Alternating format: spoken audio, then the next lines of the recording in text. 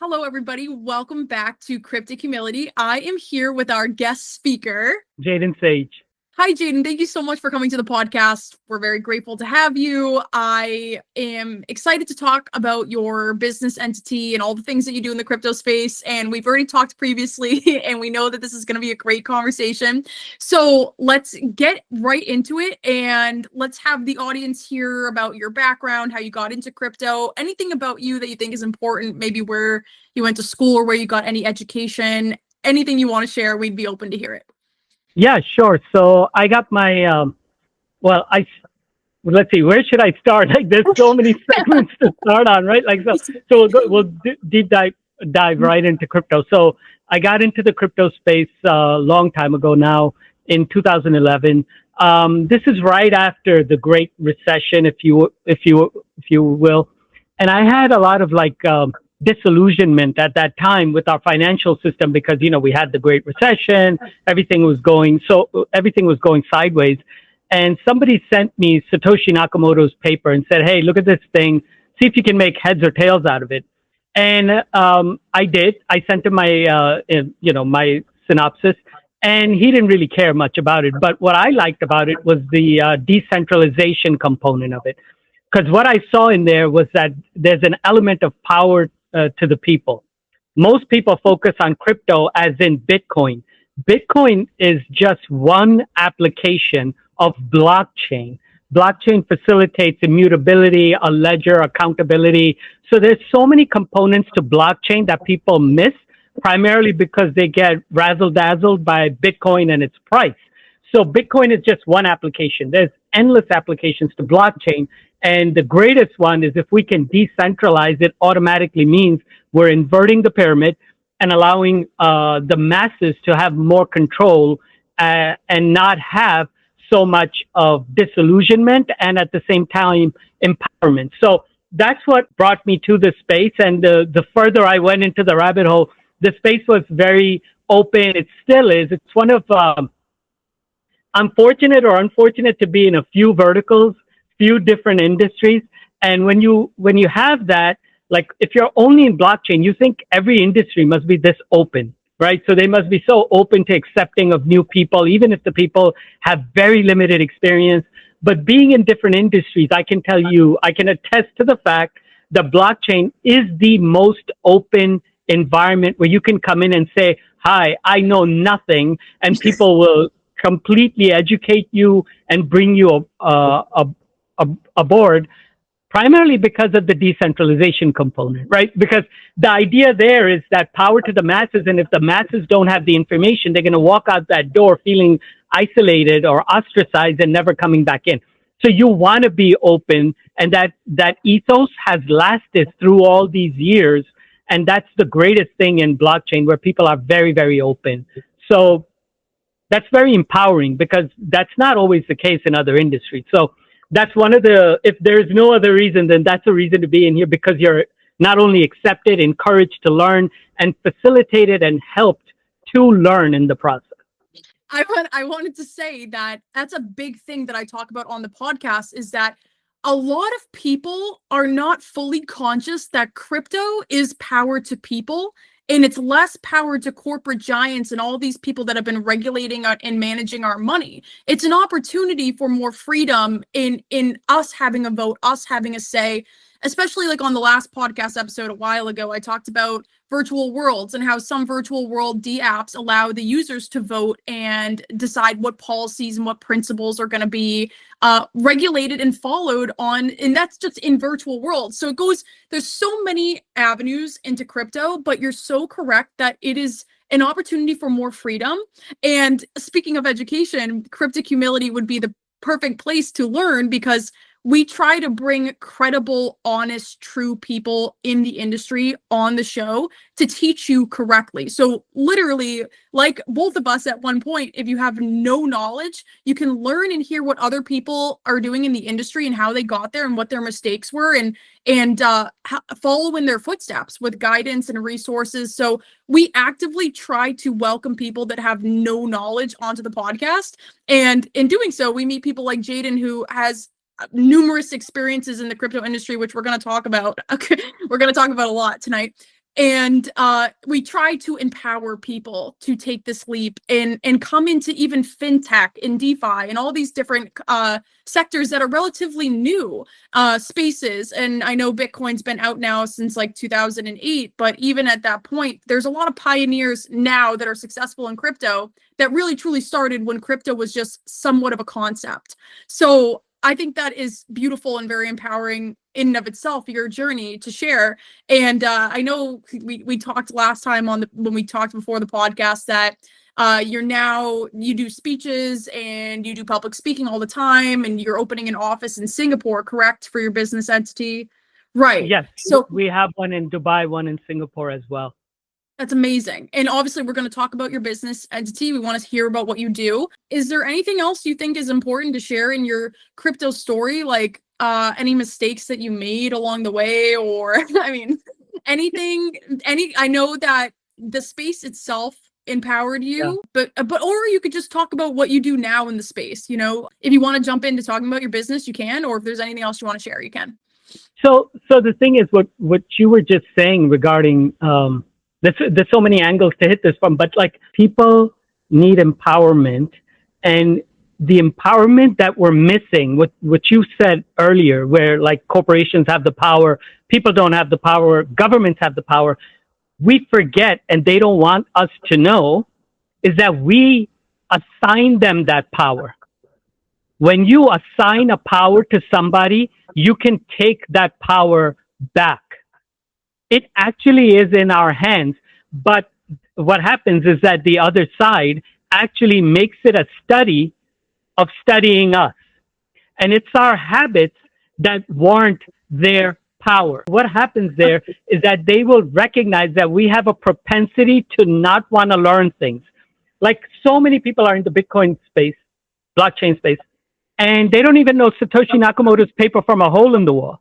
And I harp on this all the time. The guy wrote it not for the nerds. He wrote it for the average person to understand what blockchain and everything is all about.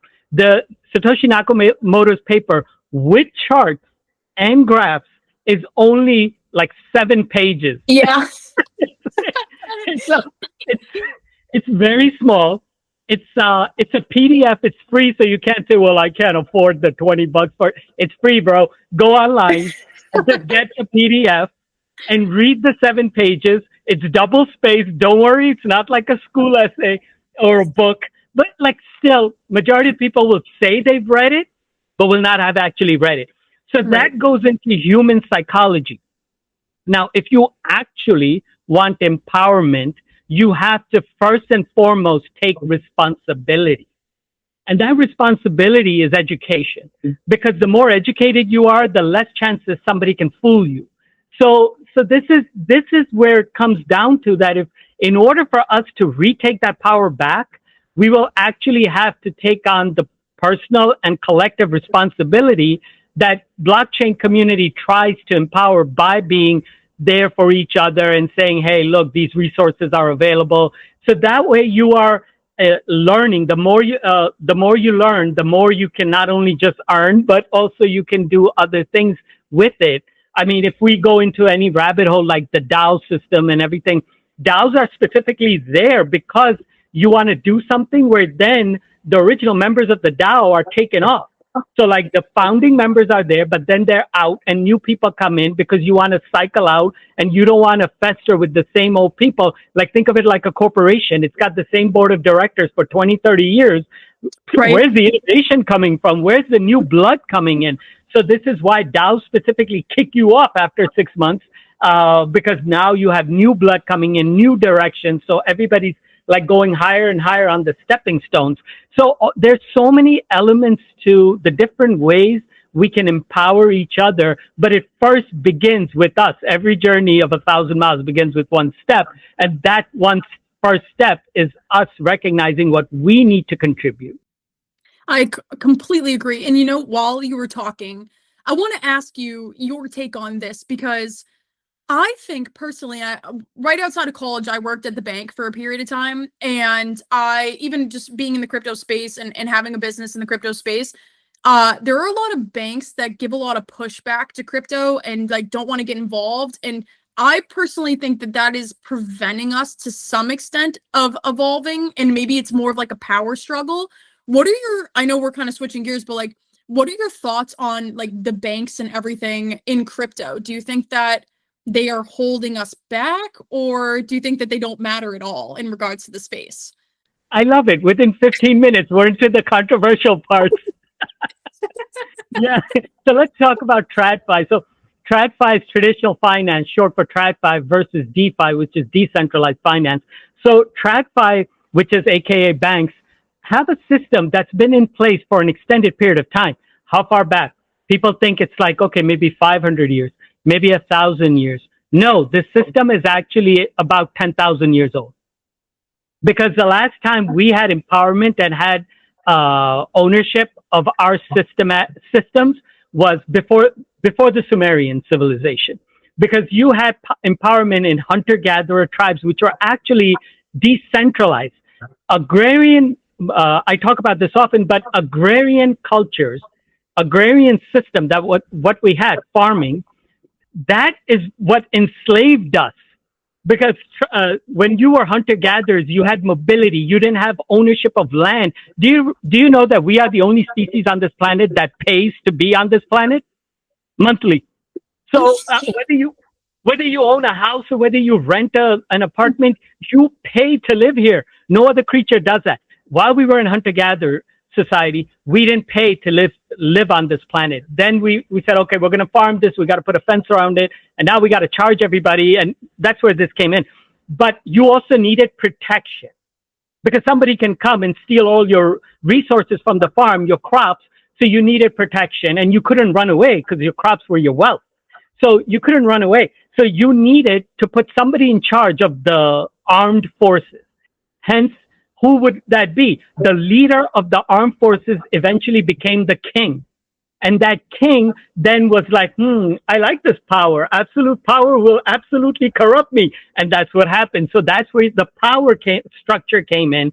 Laws came in, and slowly they became more and more restrictive. And then people were like, okay, well, I own this land, but you can come and farm it, and I will take 90% of your crop and 10% will go to you. So now you're like, what do I do? What do I do? I had a bad crop. Where do I go? Then there was another guy who was rich who said, you know what?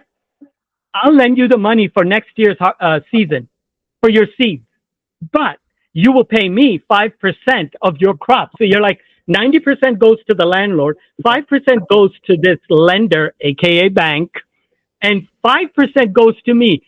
Welcome to the land of serfdom.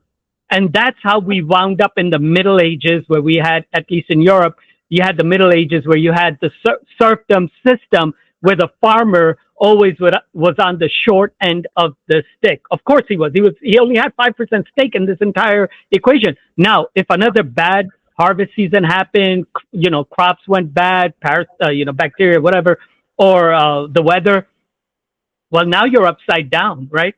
Now you owe the bank a lot more money than you thought you would, and now the bank controls you. So the whole concept came in with agrarian. Now, are we still in the agrarian? And hence, why the systems are slowly but painfully finding a way to break out of that restrictive, collectively imprisoning system that we were within. Now you have so much geospatial movement, especially after COVID. People are anywhere and everywhere. So your skills are not dependent upon you being in a particular city. If you live in LA, you're going to pay through the nose, and you're like, okay, well, I need to be here because my job is here. Now you could be living in Iowa and your job is in LA, and all of a sudden you're enjoying that arbitrage of different lifestyle price points. So you get to have more. So we are actually, as much as we think blockchain is breaking us, blockchain is a function of this digital universe that we are now living in, which is going to break the chains that we were living in. Now, the existing system being around for 10,000 years, let's see if they're going to be happy with the change out. I would imagine they wouldn't be. So, and like this is getting controversial, but I will sometimes post on TikTok just talking about how we're moving towards blockchain and maybe in the future we're not going to be utilizing banks anymore. Maybe you will become your own bank and you'll have your own finances, which essentially is what blockchain tries to achieve in one aspect. And it's interesting. Every time I talk about that, my account gets flagged or my content gets restricted. And it's like, 1000% there's going to be, and this is, we're here to talk about these issues. And I think one of the biggest issues is going to be the pushback in our freedom and claiming our freedom and changing the system. Absolutely, there's going to be a power struggle. And I've seen that with the bank because there's a lot of banks that aren't even open to crypto companies. They won't even like get themselves like I teach crypto education. I don't do any crypto trading and they wouldn't even like accept me, for example, as a business prospect. Some banks are completely closed off to that.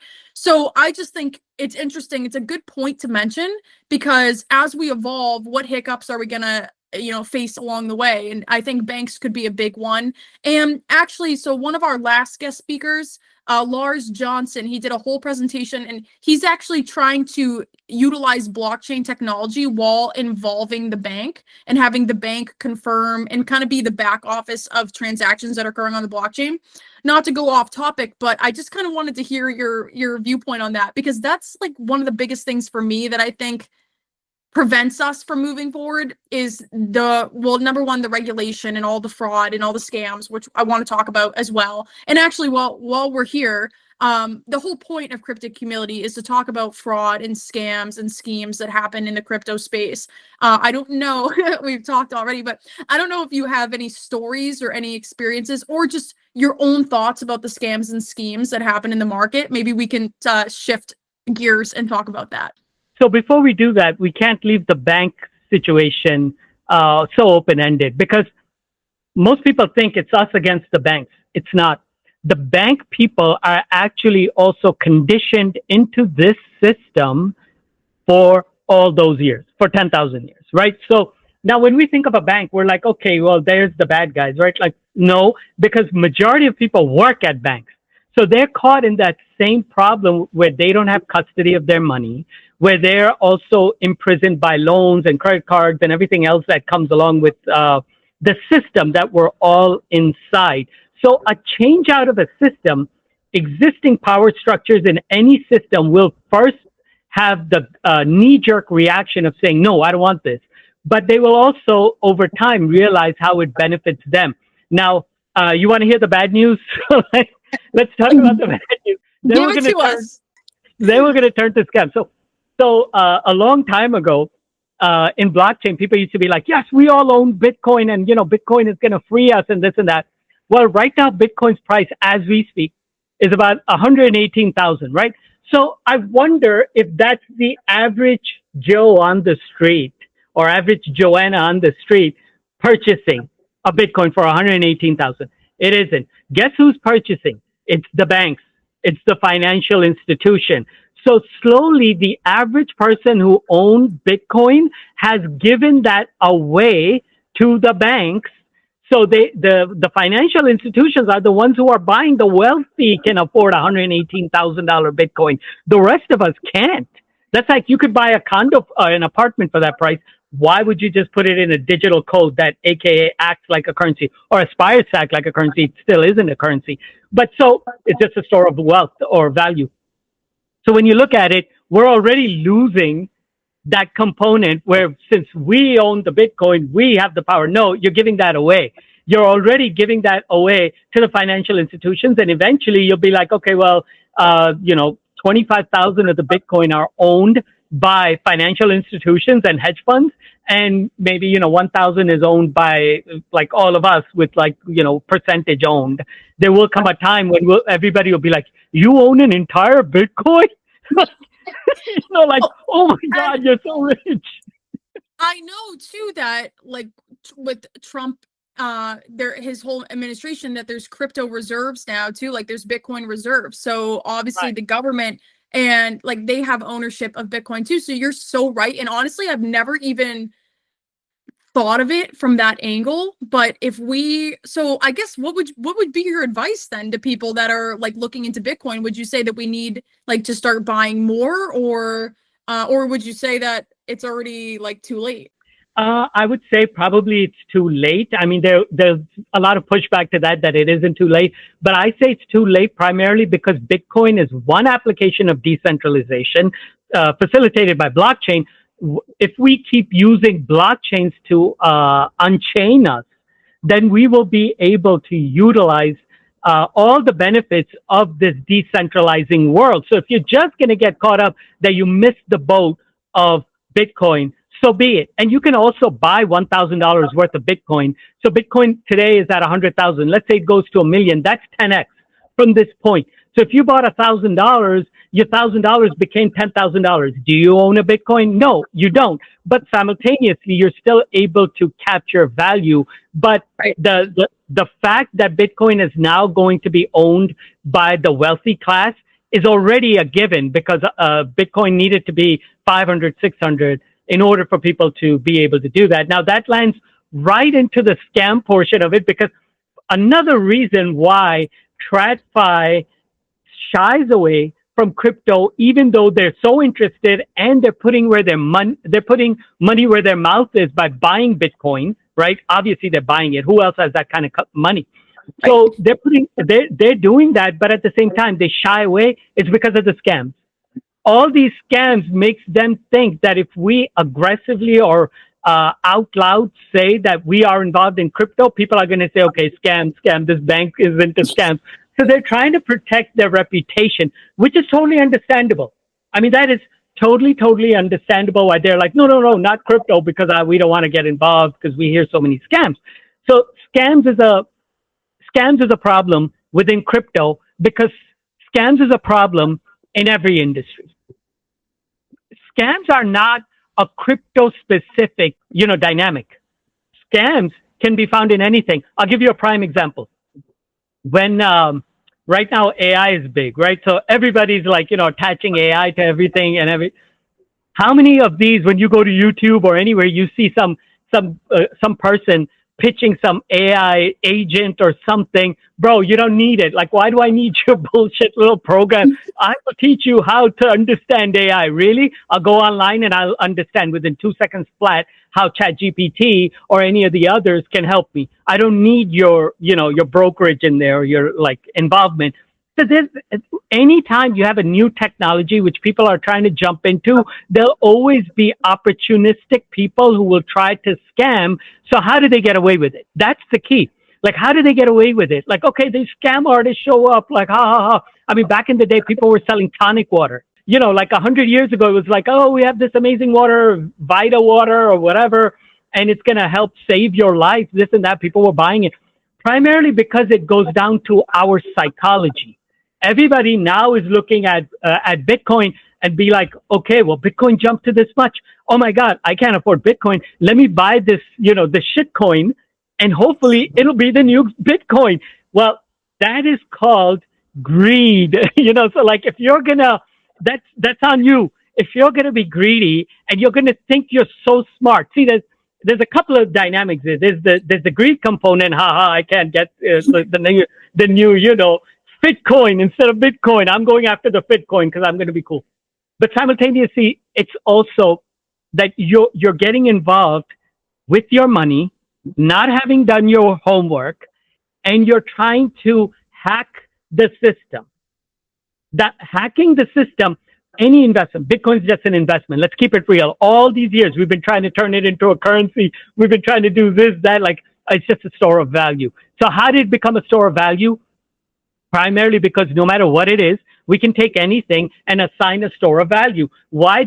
If I make, forget you, maybe you're artistically inclined. If I make a stick figure on canvas and I try to sell it for $100, nobody's going to buy it, right? But if another known artist does the same exact thing, they're going to get like $1 million for it. You remember the banana that was taped on this white canvas? There was a banana taped with like some sort of a tape on it, and that was it. and I think it went for like $1 million. Don't quote me on the number, but it was like an insane amount of money. And then someone ate the banana too, so the value went from $1 million down to zero. So what is that? Value is perception based, not reality or utility based. It's perception based. So when you have a perception attached to something, all of a sudden there's value to it, but it can collapse tomorrow. Somebody ate the banana, no more value. So when you combine all of those factors, people want to hack the system and not look for the real value. All investments require this magical component called time. And people want to short circuit that time. So like think of it this way. If I told you that there's this amazing stock that's currently at $10 and there's a very good chance that it's going to become $100 in the future. It's a great investment, right? You'd be like, oh yeah, I want some of this. Like that sounds great. Well, most people project that one day Bitcoin will be $1 million. But right now people are like at 100,000, I'm not buying. You don't even have to buy 100,000. You just need to buy $1,000 worth of Bitcoin and you would still 10x it, but people won't do it because their concepts of understanding and their desire to artificially reduce that time lag so they can fast become rich. There's this saying that sometimes when you try to take a shortcut, you take the long way home. My personal thoughts on that is there is a lot of the get rich quick mentality, unfortunately, in crypto. A lot of it does lie within meme coins, and I've had people come on the show that talk about meme coins and then the truth about meme coins and stuff. And you're so right that crypto is an investment, but a lot of people are lost in the get rich quick mentality of crypto because they think it's unregulated, or they think that it's just magic because there's nothing really backing it, and just other theories and concepts of crypto that are misinformation. But I think you're so correct that crypto is an investment to hold, especially Bitcoin, for example, to hold for the long term. And as you've been talking this whole time, you've been saying all you need to do is input like a couple grand, like $1,000 or $2,000, and wait, and your investment will 10x potentially. And honestly, that's what I teach and what I've told people on the podcast. That's actually what I've done myself, because I know that crypto is extremely volatile and very unpredictable. And also we're in such a time where we don't really, we have an idea of where it's going to go, but of course, things can still potentially change. So I always encourage to, and I never give financial advice, I'm not an advisor, but I encourage people to just invest moderately into crypto and hold for the long term and see where it ends up going. Because also, I'm giving this advice from 6 years ago and 7 years ago when things were still up in the air with regulation too. So, but anyways, I think what you said about the scams is so correct. There's a psychological aspect to it, and a lot of people are trying to crack the code or beat the system, when in reality it's not much different from like traditional stocks or other things that we've seen. It is a different game in regards to understanding blockchain and understanding the freedom aspect of it. But what you said is so correct, and more people need to understand how they fall short in this investment in this space. Also, another thing that people need to capture is that it should always be portfolio based. It should never be like all in on one thing, even if it's all in on crypto or stocks, because people will, like, there's a lot of people who are into just stocks, right? So they'll go to Robinhood or some equivalent platform and they'll just keep buying all these little stocks and, penny stocks and going to make all their money. There is a component to tangibility and intangibility. So you got to have a percentage of your portfolio. Again, not financial advice, but you got to have a component of your portfolio which cannot go to zero. Stocks go to zero. Every crypto, including, I know this may sound like, no, it can never. Bitcoin can go to zero. It can, so. All of these can go to zero because they're all intangibles. So when you have a mixed portfolio where you have certain things tangible, can an art piece go to zero? possibly if you eat that banana, but if you have a Van Gogh, it ain't going to zero. Somebody out there wants to buy. You have a collectible car, it ain't going to zero. You have some other, heirloom or something, it's not going to go to zero. You have real estate, it's not going to go to zero. So when you're looking at your portfolio, you need to make sure that you're balancing out. Now, when you're looking at tangibles, they never rise as much as the intangibles, because the intangibles are based on emotions. A lot more emotions are involved in the intangibles, and that's why you have these amazing price spikes. So people gravitate towards the intangibles because the others don't look sexy. It's like, oh, okay, I'm going to achieve 10% rate of return per year over 10 years. Screw that. I need my Lambo tonight. So this all goes back to you. So you need to, as an investor, you need to build all of this fortitude within you in order to capture that. Are you building a long-term sustainable investment portfolio, or are you just going off with the latest trend? So the latest trend, like look what happened to all of the meme coins. 5 years ago, all the meme coins were like skyrocketing. Everybody and their mother was, there was all that pressure. And I was feeling pressure, like, look at this coin, look at this monkey coin, look at this dolphin coin, like, buy this one. And I'm like, oh my God, maybe I should. Like, I'm losing so much money. But like, see, it's that peer pressure, God damn it. Like the peer pressure, like, just take a hit. Like, Well, I think, and I'm going to say this, but I think that influencers sometimes can do more damage than good.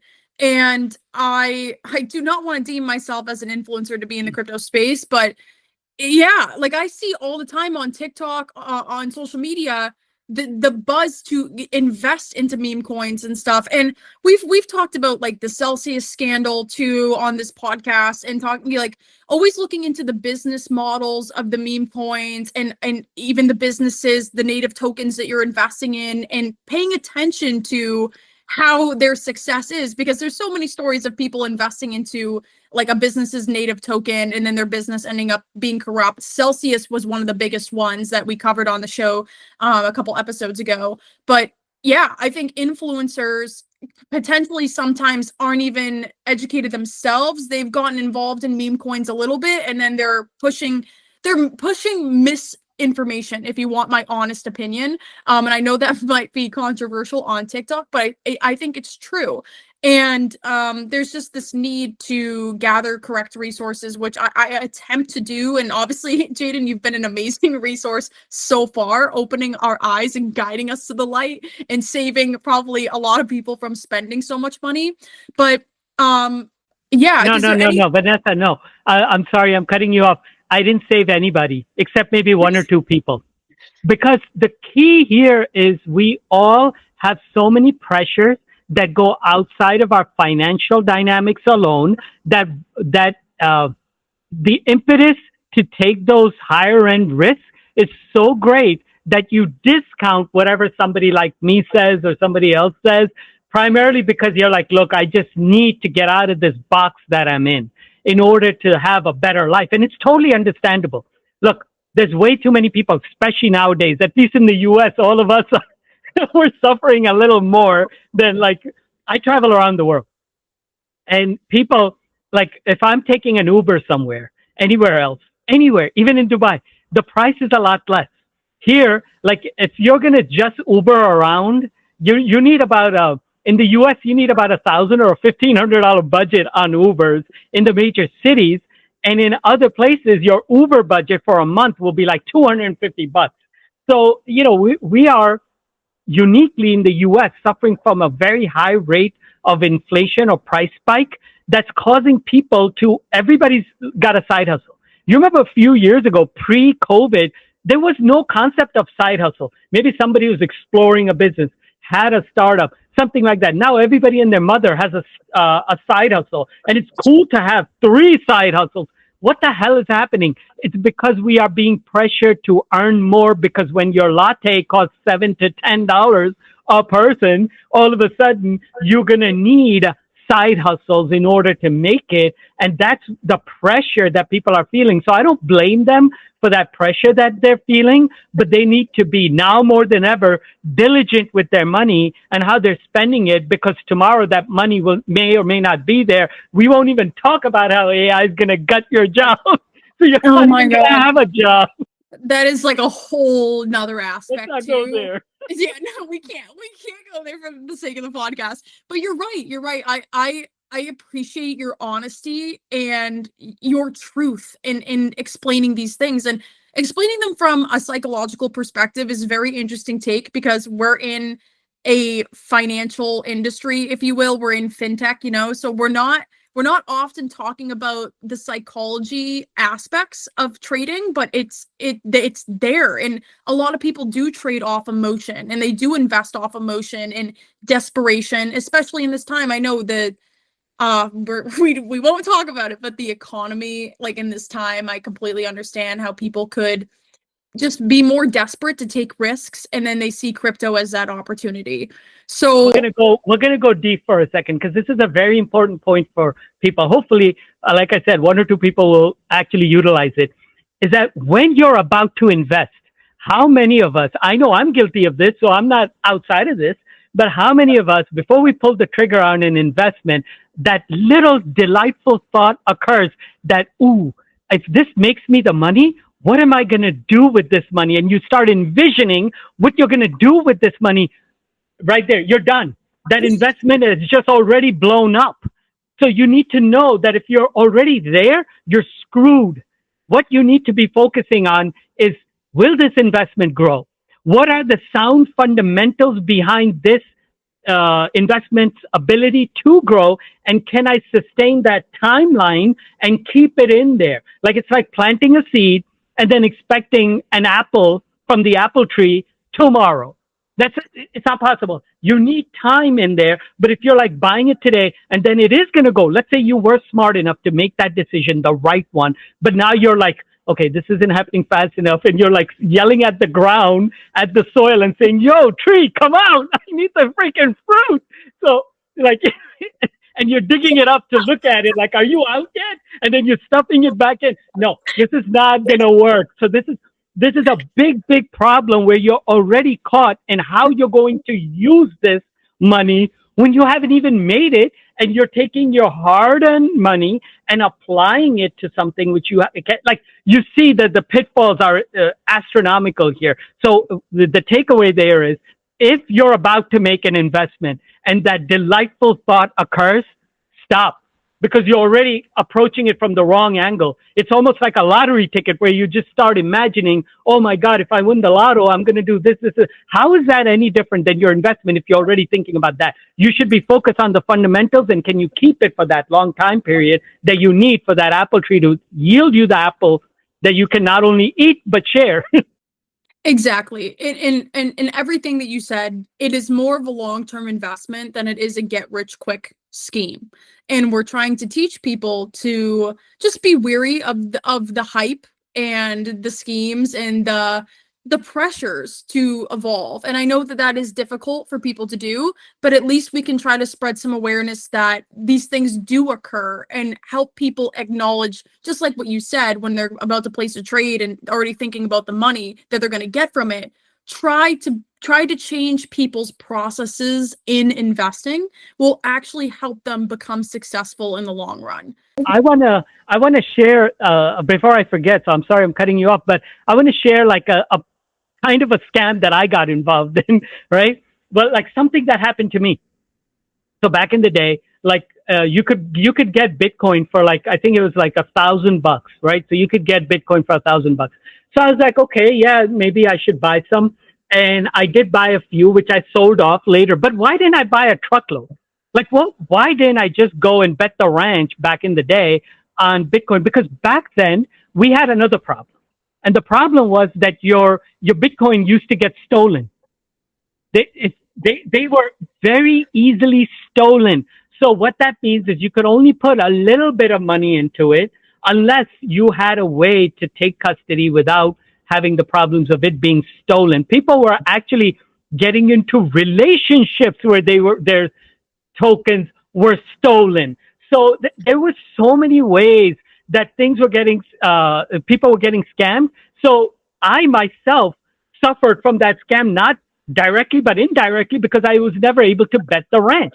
I was never able to say, okay, look, I'll buy 100 Bitcoin because I know I can keep it safe. Like if you buy a piece of art or a car or anything, it's going to stay with you. Chances are it's not going to get stolen, right?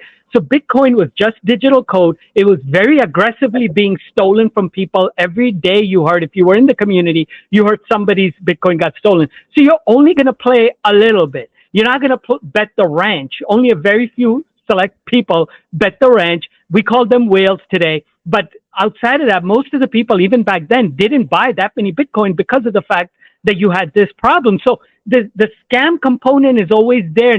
Doesn't just affect you when you're being greedy. It also affects you when you're being conservative, because of the example I just gave, where I was being conservative, where I'm like, oh, no, I can't bet the ranch on something like this because it could get stolen. So you're also impacted because the price did go up and you weren't able to benefit from that price rise, primarily because there were all these scams. So scams are always going to be there. You just have to, guard yourself, bump along the way and guard yourself. And nobody's perfect. Everybody will make mistakes. And have you noticed something, Vanessa? Here's another problem. And these are very important points to remember so you don't beat yourself up, because that's the other thing, that we beat ourselves up because when you hear somebody's story, so-and-so invested in some bullshit coin, some shit coin, and now they made a fortune. Somebody bought a Bored Ape. Now they have like $1 million, whatever. Have you noticed that people only talk about their successes? They never tell you about their failures. And how many failures are there? 10 to 1. There's like 10 failures for every success. Incidences I'm talking about, not people. So most people will never come around and say, hey, Vanessa, I had a rotten day. I just lost a truckload of money. No, you only get that call from Jayden when I've made the money, when I look like a hero. That's when I show up. But other than that, I just go away and not talk about it. We won't talk about that.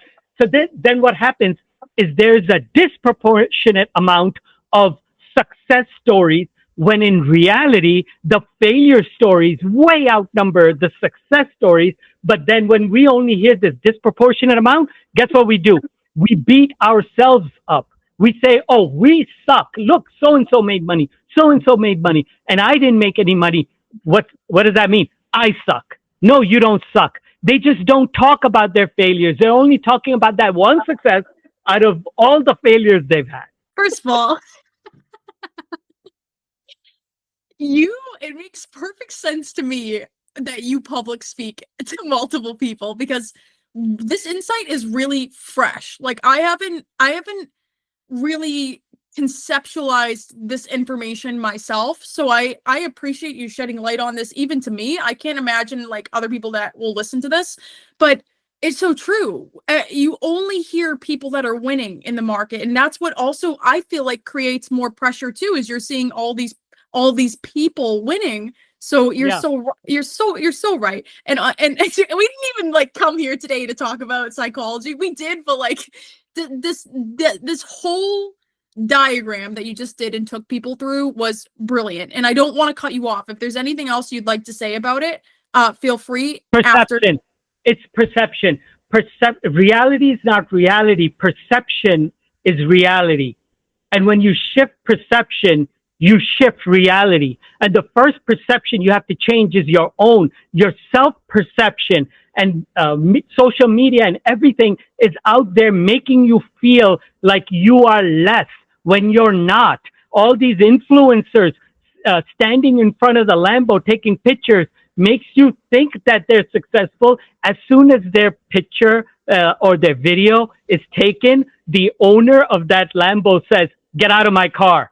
You just never see that. So you're looking at all these influences. There's all these pressures that social media has created, where the side effect is that, you think less of yourself. We all know the studies of Instagram and all the girls that are in their teen years thinking less of themselves because they think that they don't fit a stereotype that they're supposed to be. What kind of a psychological damage are we doing to ourselves, not just personally, physically, mentally, financially? Across the board, we're creating a very selective narrative and that is all about success and achievement and everything, when in reality, you fail your way to success. You don't just succeed. When you learn how to walk, your first thing you did, you learned how to walk. When you learned how to walk, did you just get up and started running and then started, jolting? Usain Bolt right here. Like, it didn't happen that way. Majority of us can't do Usain Bolt. Only Usain Bolt can do Usain Bolt. And even he probably thinks, man, I suck at everything else. If I could only figure out this blockchain, Bitcoin thing, I wouldn't have to run like an idiot all day. You see, there is every single person feeling less about themselves because of all the things they can't do. Hey, how about you focus on all the things you can do, you bring unique value to, which nobody else can, and focus on that and try to stop being Mr. or Miss everything for everyone. That's not why you're here. I love that. I love that. And just become de-influenced, become de-influenced and I like follow that. your yes, I like cancel me and get me off social media, but also just follow your own path and look for the right resources. Look for the right people in the space. Do your research and do your due diligence, and just try your best to follow the most appropriate path in regards to this industry. And I think Nah, you're boring me. You're boring me, Vanessa. Wait. I'm going to cut you off on purpose here. Look, here's the thing. Everything you were just saying, you sounded like my grandma just now, telling me to take it easy and make sure I do the right thing. And previously, I was talking like my grandfather, where I was like, you need to lower it down. No, man, everything we're saying is not sexy. You want it to be sexy. You want to be razzled and dazzled with stars in your eyes and Lambos in your dreams and amazingness and celebrity hangouts at, nightclubs at 3 a.m., after parties. And you're talking about taking it nice and easy? How boring. Nobody wants to listen to us. Nobody wants to listen to us except the people who actually listen to us. And when they listen to us, they live a completely different, empowered life where they're not necessarily even looking for social media for validation. How about you look for validation in the mirror rather than from others?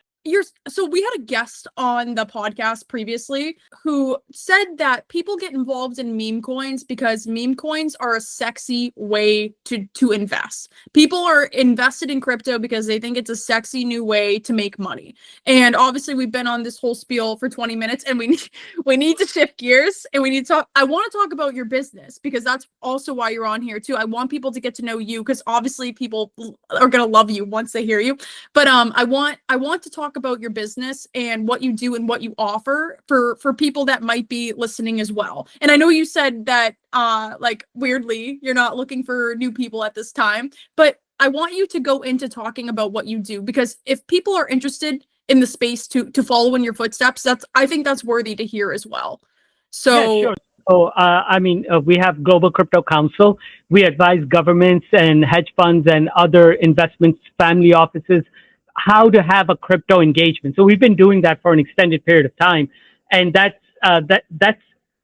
a way to get people into blockchain in all the right ways.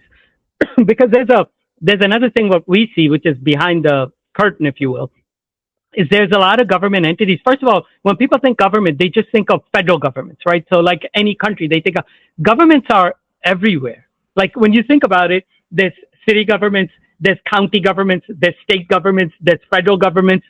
So there's so many bodies, there's so much bureaucracy, goddamn it.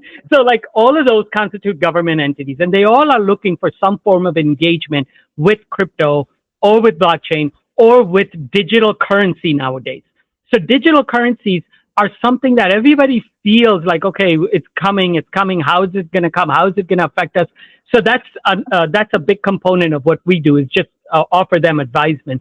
But this is where there is what you're saying, that education is a big component and people still don't have it. And the thing is, when people say, oh, I missed Bitcoin, like I said, 118,000, I missed you actually didn't, not just Bitcoin, but we are still early in blockchain, believe it or not.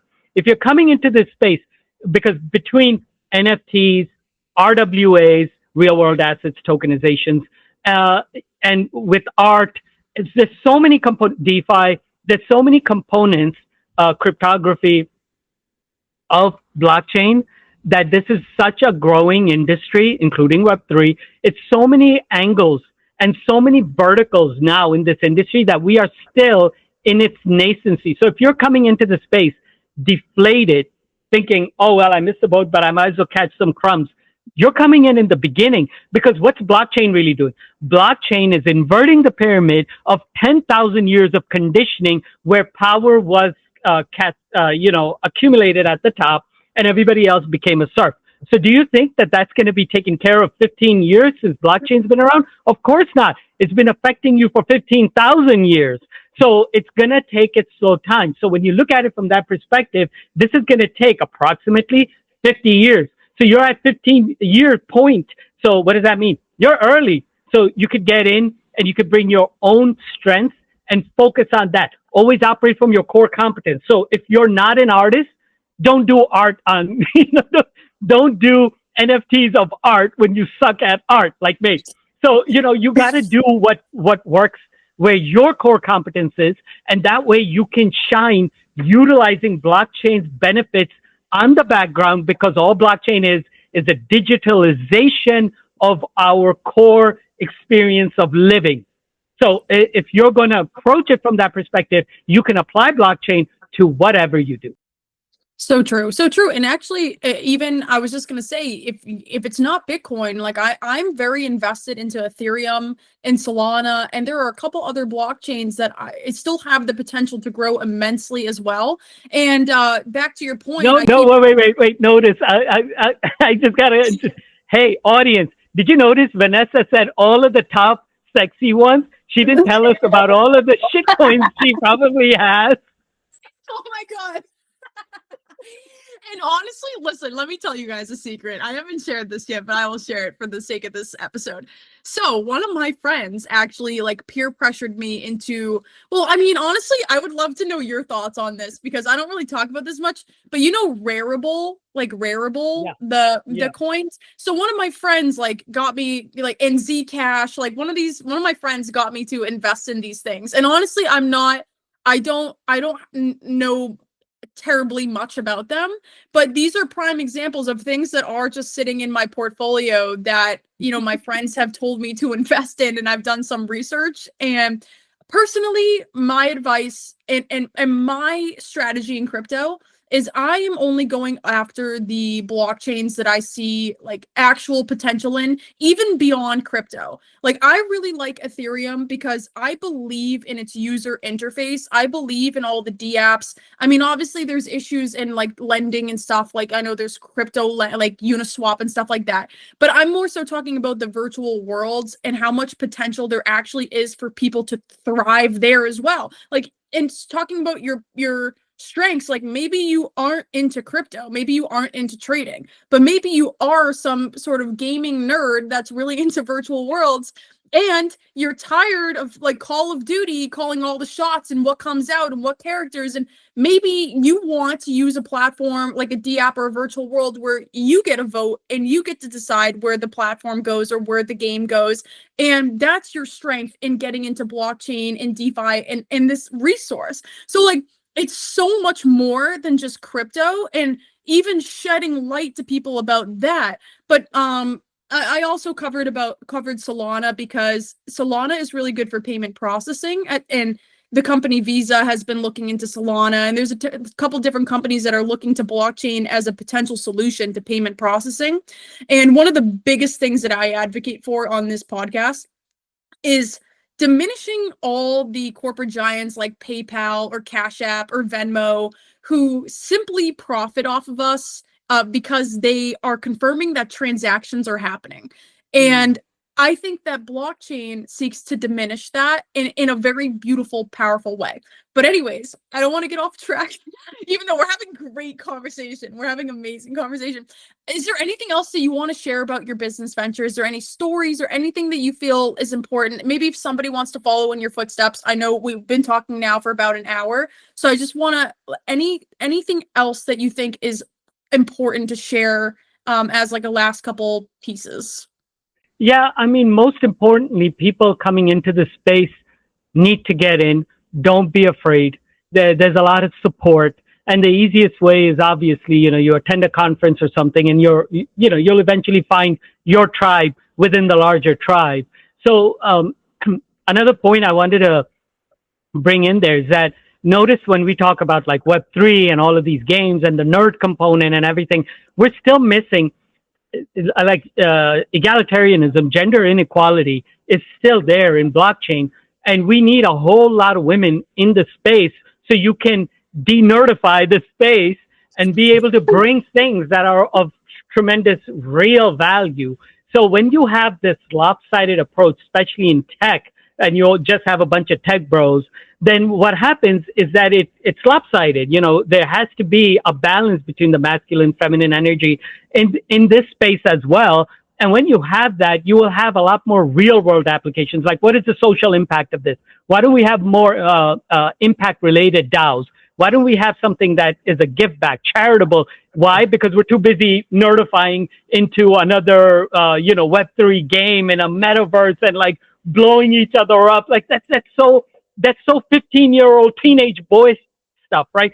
So we need to have that lopsided approach balance out. It's kind of like, Vanessa, have you noticed that all of these superhero movies, they always have all these people who are like Batman, Superman, all these movies. We've gotten so conditioned that we think it's normal. I sit there and I'm laughing. I'm like, what the hell am I watching? Guys running around in underwear, women running around with like, scantily dressed outfits, and they're saving the world. If you are saving the world and you're combating people, you wouldn't be dressed like that, would you?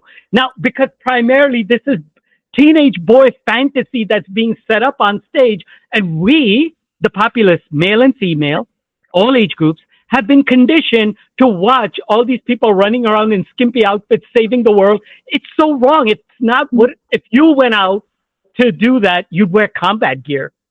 You wouldn't be wearing skimpy outfits to save the world. You wouldn't be looking sexy. I mean, maybe I would, but I mean, that's just me. No. But you would, but so I wouldn't. Right. No, I agree. There is a lack of women in the crypto space too, and that's a whole different angle that we could go down. Like, I have had great fortune already in interviewing people, and I want to say, like, thank you so much for coming on to the podcast. This has been an amazing conversation. I know it's going to be very helpful for a lot of people. But in saying that, I have reached out to a ton of women to come onto the podcast to be interviewed and stuff, and it is incredibly hard to find women in the space. But I know that you had recommended potentially, somebody that would be interested, which is amazing. I will meet with anybody and anybody to talk about crypto. So, but you're right. We do need a balance, and hopefully in me starting Cryptic Humility, I am that one step out of 1,000 that helps women and leads us and kind of just shows us that we just need simple education. Really, we just need somebody to teach simple education, and things that I'm not clear on, I bring people on to talk about it. So it's like, if you just show up once a week to our conversation, in time, you will learn exactly what you need to. So, but you're right, there are a lot of crypto nerds in the space, and we need more women to balance it out and also bring innovation. So you couldn't be more right about that. Where we're caught up as a wrap up point, we're caught up in, we say we're in this economy, we're in a digital economy, we're in like information economy, we're in the transactional economy. What do I mean by transactional economy? All of our relationships are viewed from the lens of a transaction. What am I going to get out of this relationship or this engagement? And that is a fundamental driver of us falling off the bike, if you will. Because when we're caught in that transactional environment, we don't understand the concept of pay forward. We don't understand the concept of, like, it'll come back to you. If you do good, good things will come your way. The universe is capturing all the good things you're doing. Maybe the person you did it for didn't capture it, but the universe captured it, and it'll return you that favor in spades in a way that you didn't. Like, if you did something nice for somebody, you're like, that person was such a jerk. They didn't do anything for me, and they like went off, and I did something amazing for them. But the universe caught it. And all of a sudden, one day, you're like, oh my God, I'm so lucky. I put $10 into this and I got $1,000 back, or I got first class. I got upgraded out of nowhere. I'm so lucky. No, that could have been the universe giving you back for something you did for somebody. It's a pay forward. You don't get it directly from that person. And in this transactional economy, we're too focused on, wait, I did something for you, so you need something from me. Like it doesn't work that way. The universe doesn't work that way. It's a pay forward system. Do what you can, and then let the universe reward you in a far better way than that transaction bullshit you would have been caught in. Dude, I just want to say, if my friends were like listening to this, which they will, they would be so surprised, because I am a very deeply spiritual person, not something that I'm very open about on the podcast. I 1000% believe in the universe, and that you're so right. Everybody is looking for something in return. I actually run a nonprofit outside of this, and my spiritual beliefs have actually led me to start a nonprofit. And it's true that everything that I've put out, whether it's in finance and into crypto or not, a lot of good fortune has come back to me simply because I don't think of my relationships and even my career as very transactional. So I think we connect on a lot of different levels, like especially in that universal, like I completely agree with you. So I know we've been talking for a while. I just want to say, again, thank you so much for coming onto the podcast. And is there anything left that you would want to leave the audience with? Yeah, I think the thing is, if we're talking about the universe, because it's always better to zoom out. Everything should have a zoom out, because we just got so a rabbit hole, deep dive into things that we lose sight of the bigger picture. We individually need to capture ownership of what we uniquely bring to this world. Every single person is an expert or has come here for a specific reason. Your soul came here for a specific reason, to contribute something unique that only you bring. You are a song, like a song, an individual song. You know how we love a song and it's playing in our head? Like a song, each one of us is like a song. And that song is unique to us. So we need to, before we start appreciating, envying, or feeling less about our song at the expense of other songs, we need to find our voice and sing our song. And that song is what people will appreciate. They're not going to appreciate you if you're copying somebody else. They want to hear it, but that's what we're afraid of. We're afraid of letting our song out because we're like, oh my God, no, my song sucks. What if it sucks? Yeah, like, so it doesn't. To other people, it's music to their ears. And this is where it is. All of these are singular songs that are operating in a universe, a big verse, one verse. And we are a part of this universe with our individual songs. But you got to learn to sing your own song and be okay with it. Be courageous enough to sing your own song. It's okay. We're all going to freaking die. One day we're all going to die. Everything you're going to accumulate here, all the Bitcoin, the crypto, the Solanas, the this, the that, the houses, the whatever the hell you're not going to take it with you. It's all going to stay here. The only thing that will go with you is your experiences and how you made people feel, or what you did for people, what people thought of you. So this is the song that you need to bring back into the mix. And that's the one that we avoid, but that's where we need to start with and always celebrate through life.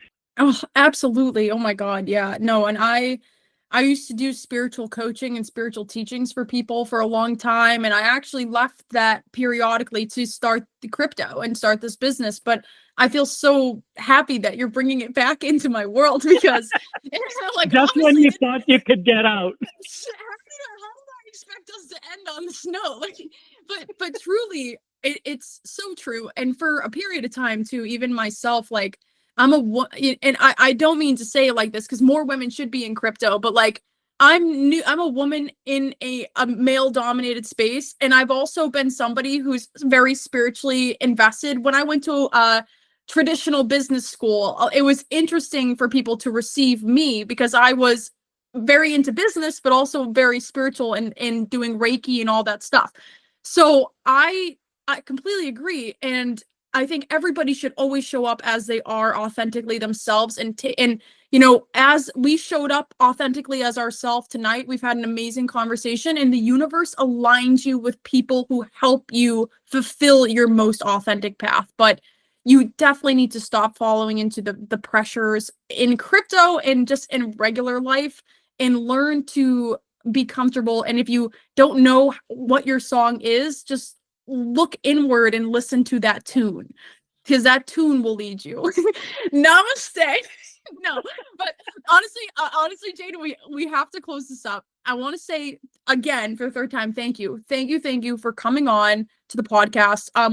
I am gonna be posting this next Monday for us, and obviously I will link all your resources below, your LinkedIn, any contact you're comfortable with people knowing, and wherever you are. If anybody has any questions, I'm sure you'd be open to help anybody in the space. Clearly, we've had such a good. Honestly, I want to hang out. Like, I'm definitely gonna want you to come on in X Space sometime soon and just continue to educate people. It was just an amazing conversation, one of the best truly that I've had yet.